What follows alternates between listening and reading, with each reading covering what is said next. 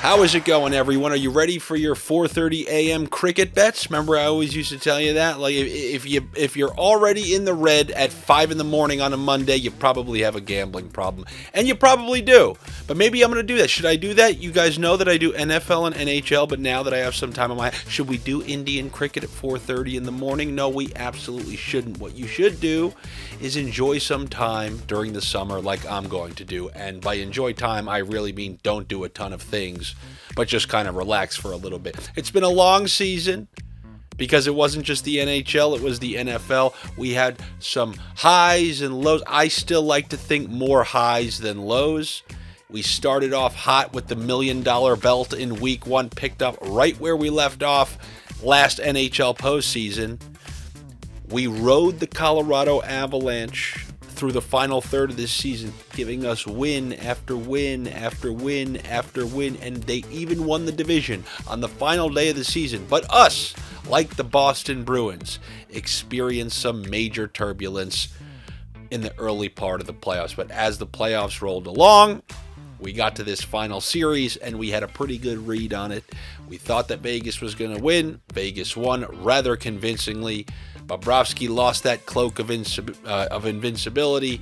I mean, I think lost it is an understatement. He's running around capeless right now because they really got to him every single game. Another dominating performance by Vegas. And how weird is it that both South Florida teams defied the odds in those series, beating one seed, the Bruins, best record of all time, and then both the Heat and the Florida Panthers just got absolutely waxed in 5 games. Tough times in Southern Florida, but then, oh yes, that's right, nobody actually cares that much in Vegas or Southern Florida. Oh, go ahead, curse at the screen. No, you don't. You don't try. The cheers that came from the audience, it's not by decibel levels.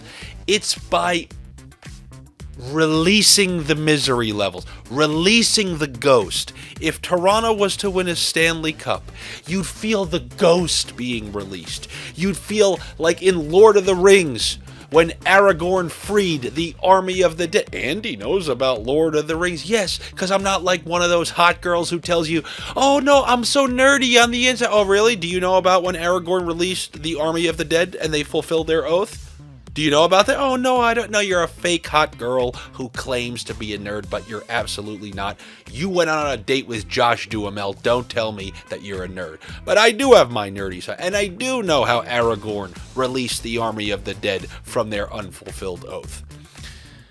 And that's exactly what it's like. When a true fan base, you can feel it in the crowd, the ghost being released. When Toronto wins the cup, the ghost is going to be released from those people.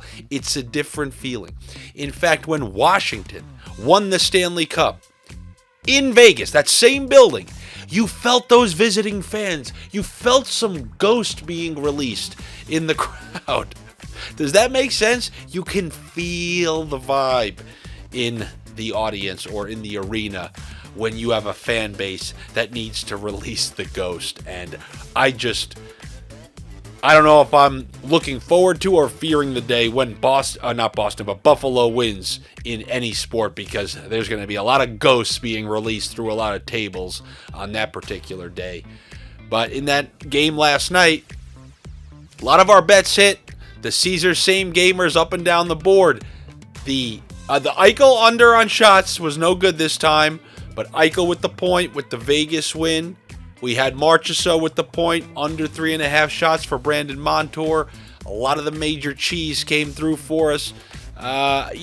Those junk time goals from the Panthers, I didn't even end up checking to see which of the Panthers were able to get on the board. So sorry if I didn't really keep up on that front. I didn't even watch most of the game in the third period. It was just such an absolute beating. But Vegas handled them thoroughly.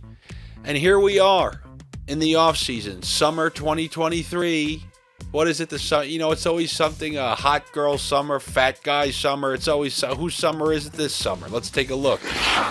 Oh, what do you know? Who's favored to win the cup? How often do you see it when you have a team, a 1 seed in the West, win the Stanley Cup or win the championship or win something or win the Super Bowl, and then the very next year they're not favored. I'm telling you, still, I backed the right horse. Even though, because I know there are some of you out there that said, they didn't have Landeskog. They don't have Landeskog's out all next year. They lost multiple forwards. Like, they don't even have Comfer anymore. Look who's number one on the board. The Colorado Avalanche are still a few little pieces away from being a juggernaut because of the same thing that I said last time, the defensive core. Am I going to take them? No, because they have some holes, some pretty big holes that they have to fill. But I just wanted to, they showed this on SportsCenter.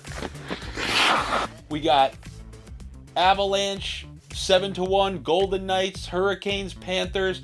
Hurricanes or Maybe the Hurricanes, because you got to think they're going to get Svechnikov back. I bet you Pacioretty takes like a $1 million I screwed you last year deal.